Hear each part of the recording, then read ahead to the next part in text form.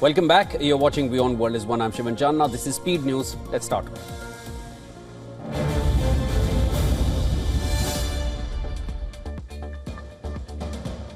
UK Prime Minister Keir Starmer has arrived in Mumbai for a two-day visit to strengthen the India-UK comprehensive strategic partnership aligned with the Vision 2035. He and Prime Minister Modi will discuss trade, investment, technology, defence, climate, energy, health and education. This visit follows Prime Minister Modi's July trip to the UK, where a trade deal was signed, securing nearly $7.3 billion in investment and exports. Starmer leads a delegation of 125 top UK business and academic leaders to boost growth and jobs through the trade mission.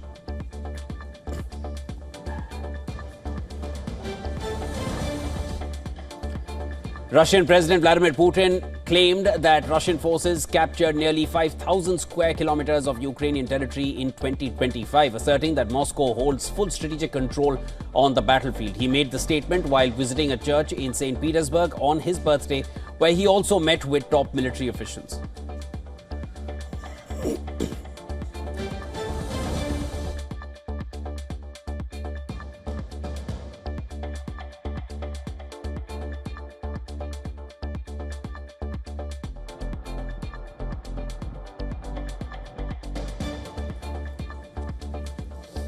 Ukrainian President Zelensky has accused Russia of using oil tankers for intelligence gathering and sabotage operations. In his nightly video address, Zelensky revealed this information after receiving a briefing from Ukraine's foreign intelligence chief. He emphasized the importance of a strong and real response from Ukraine's international partners to Russia's actions.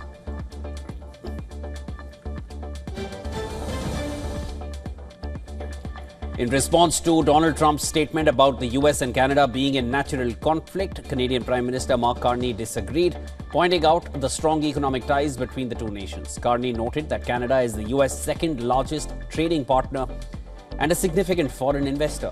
While acknowledging areas of competition, he emphasized that the focus should be on the many areas where the two countries are stronger together, urging for agreements that benefit both sides in their competitive sectors.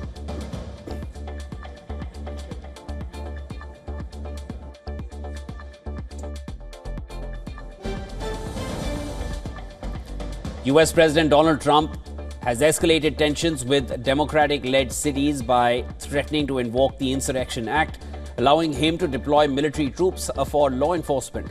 Hundreds of Texas National Guard troops prepared to patrol Chicago. The 200-year-old law would let Trump bypass local opposition and court rulings, granting troops authority to police and arrest, an exception to the usual ban on military involvement in civilian law enforcement.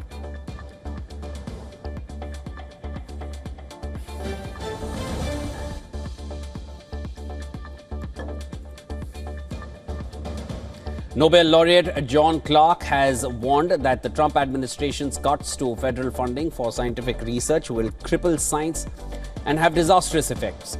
Clark recently shared the Nobel Prize in Physics with Michael Devoret and John Martinez for their work on quantum mechanical tunneling.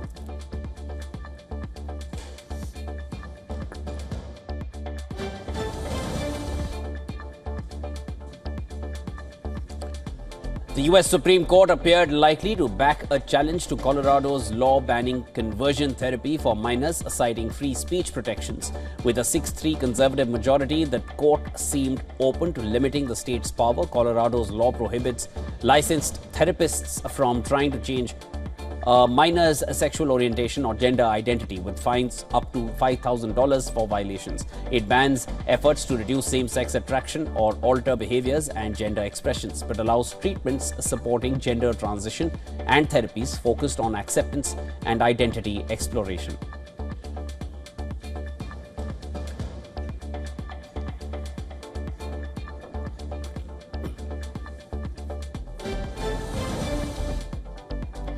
The European Union has announced $233 million in aid to Afghanistan. This support continues the EU's efforts to help the Afghan people following the Taliban takeover, which led to the suspension of most international aid, including from the US, due to political and human rights concerns. Danish EU Foreign Affairs Minister described the situation in Afghanistan, recently hit by an earthquake, as serious. She also urged the Taliban to lift its ban on Afghan women working with the UN and NGOs. She stressed that excluding women violates human rights and hampers effective aid delivery.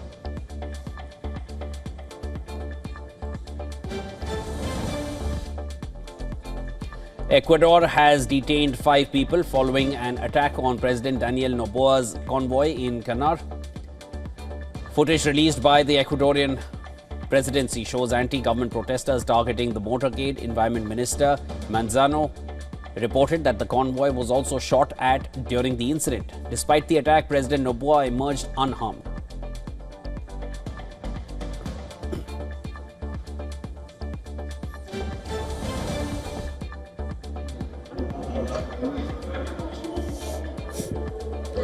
In Namibia, leaders of indigenous communities, including the Ova Herero and Nama, appeared in the High Court. They were dressed in traditional attire as part of an ongoing case seeking justice for the 1904-1908 genocide. Germany acknowledged the massacre as genocide in 2021 but offered no reparations, sparking outrage. The communities are now pushing to include Germany in the lawsuit, with the court set to rule on the matter on the 18th of November, and this follows protests earlier this month against the agreement between Namibia and Germany.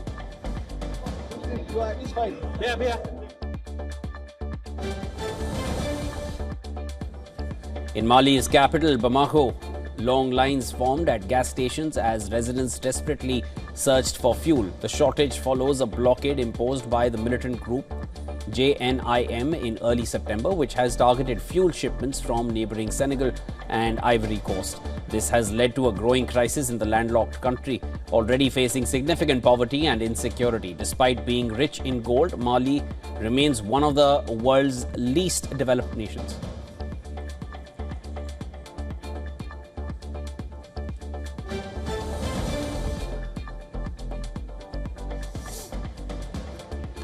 Hundreds of Jair Bolsonaro supporters marched in Brasilia, demanding amnesty for the former Brazilian president, who was sentenced in September to 27 years in prison for attempting to overturn the 2022 election results. Bolsonaro was found guilty of conspiring to block President Lula da Silva from taking office after his electoral win.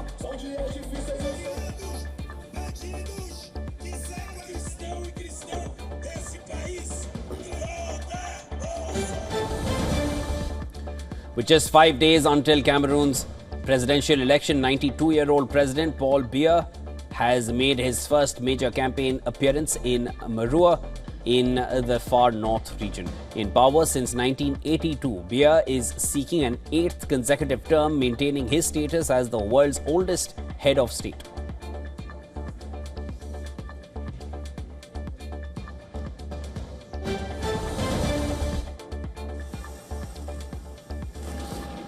North Korean leader Kim Jong-un met with Laotian president in Pyongyang. This is according to state media KCNA. Kim personally welcomed Sisuleth with a ceremony featuring top officials, a cheering crowd and a 21-gun salute. The leaders discussed strengthening cooperation before Kim hosted a banquet for the Laotian delegation. KCNA released footage of the visit showing officials and children waving Laotian and North Korean flags. Sisuleth's visit is rare given North Korea's strict sanctions and travel restrictions.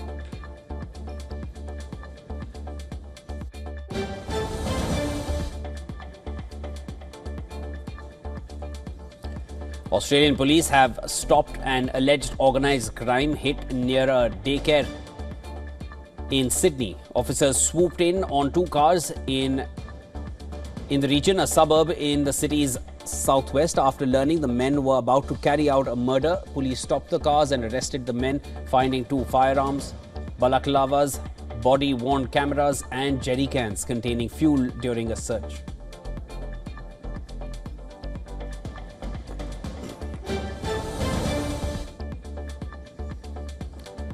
Canadian Foreign Minister Anita Anand, who will visit India next week as both countries work on resetting their strained relations. This marks the first visit by a senior Canadian official under Prime Minister Mark Carney. Ties between India and Canada have been tense since 2023 under Justin Trudeau, following allegations linking India to the killing of Khalistani extremist Hardeep Singh Nijjar. However, diplomatic efforts and leadership changes, including discussions between Prime Minister Modi and Prime Minister Carney at the G7 summit recently in the month of June, that broke the ice. It led to an agreement from both sides to take measured steps towards restoring the bilateral relations. It could come from space.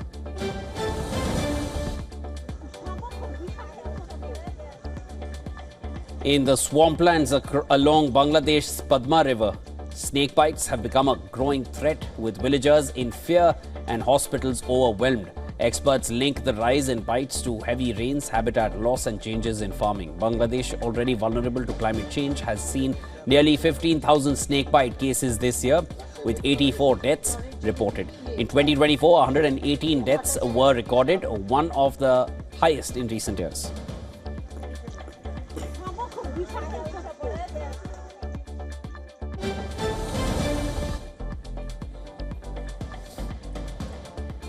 Typhoon Halong is nearing Japan's southern coast, with satellite images showing it approaching Honshu's Izu Islands. The Japan Meteorological Agency reports it may pass over the islands and brush Honshu's southern coast by Thursday.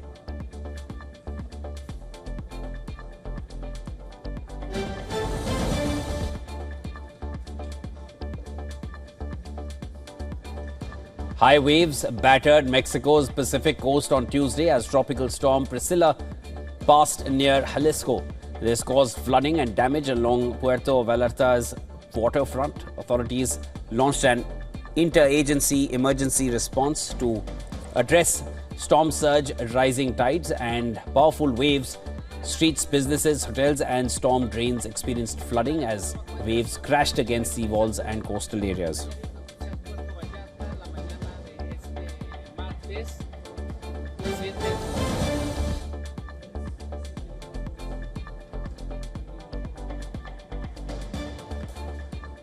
El Salvador has raised its alert level from yellow to orange as heavy rains continue for a fifth straight day, killing at least one person. A 32-year-old woman died when the metal roof of her home collapsed in a densely populated area near San Salvador.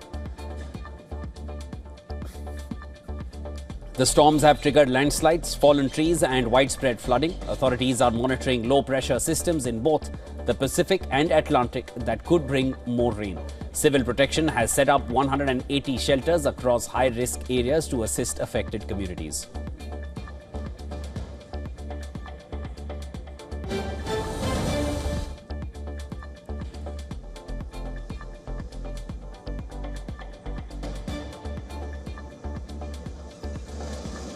In India, a tragic bus accident in Himachal Pradesh's Bilaspur district has claimed at least 15 lives, with 2 others injured and 1 child still feared missing. A private bus carrying 17 passengers was buried under debris due to a landslide triggered by heavy rain. Among the dead are the bus driver and conductor, 2 children who were rescued and admitted to hospital despite ongoing rain. Police, NDRF and local authorities continue search operations. Vice President C.P. Radhakrishnan has expressed deep sorrow and extended condolences to the victims' families.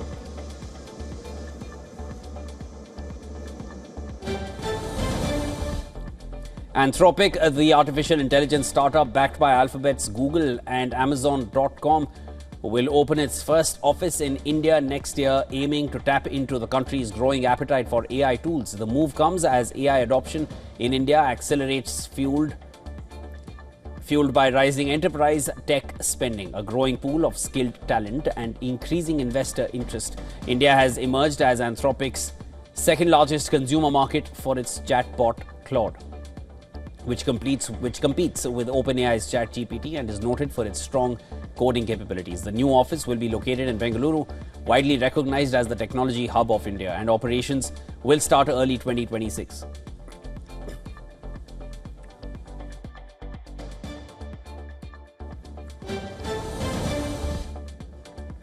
Denmark has announced plans to introduce a social media ban for children under the age of 15. Prime Minister Frederiksen unveiled the proposal during her address to Parliament, saying that phones and social media are robbing children of their childhood. The Prime Minister did not specify which social media networks would fall under the ban, nor how it would work in practice. The bill would authorize parents to let their child use social media from the age of 13. Prime Minister cited data showing that 60% of Danish boys aged 11 to 19 prefer staying home to socializing with friends. The move follows global efforts to curb online harm to children.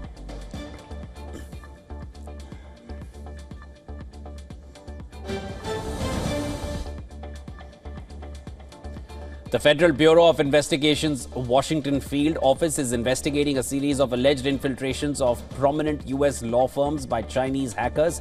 According to the New York Times, one targeted firm, Williams and Connolly, confirmed that hackers had gained access to some of its computer systems but didn't cite China as the source of the attacks. Williams and Connolly said the small number of its attorney email accounts were accessed by leveraging what is known as a zero-day attack. The company said that the threat has been blocked and no unauthorized network traffic has been detected since.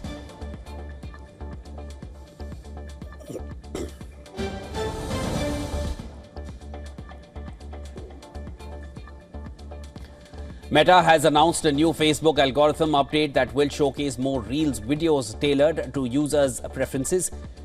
The update includes features that offer users greater control over the videos they see, AI-powered search suggestions, and new friend bubbles. Facebook will make it easier for users to express their disinterest in these types of videos. They can now select not interested on a reel or flag a comment, prompting the recommendations engine to adapt based on this feedback.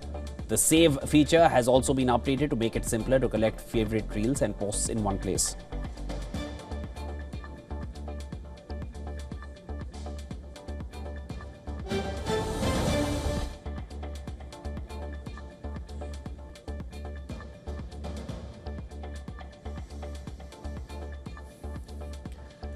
Chinese ship owners may face nearly $3 billion in annual costs as the US moves to enforce new national security tariffs on vessels built in China. The potential rules would impact shipping giants like COSCO, and with US officials citing security risks linked to China's maritime manufacturing influence.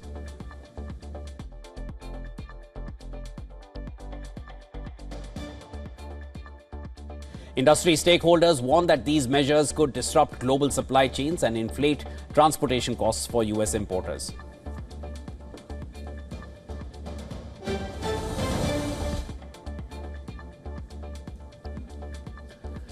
Gold futures climbs above $4,000 per ounce for the first time as investors sought safe haven assets and the US dollar weakened.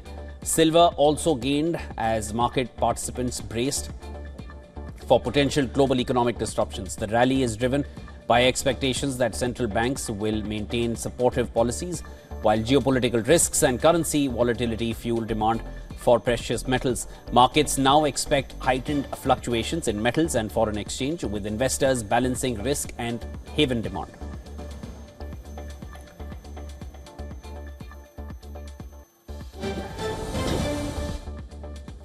Global markets experienced turbulence on October 8th as investors reacted to political turmoil in France and Japan, coupled with the ongoing US government shutdown. Asian stocks mirrored Wall Street's decline, with the MSCI Asia Pacific Index falling 1%. The Japanese yen hovered near 8-month lows amid uncertainty over fiscal policy under incoming Prime Minister Sanae Takichi. US stocks retreated in the previous session, ending a 7-day winning streak as the S&P 500 fell 0.4%, the Dow slipped 0.2% and the Nasdaq dropped 0.7%.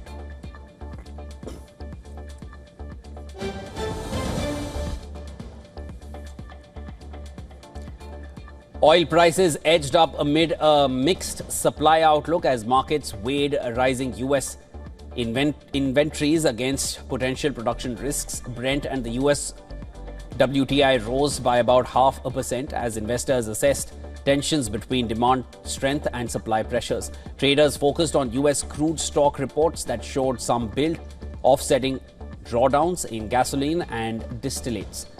Additional support came from OPEC plus modest output rise, which increased caution around further supply floods. Analysts say price moves will depend on fresh inventory data and any signals of tightening or oversupply.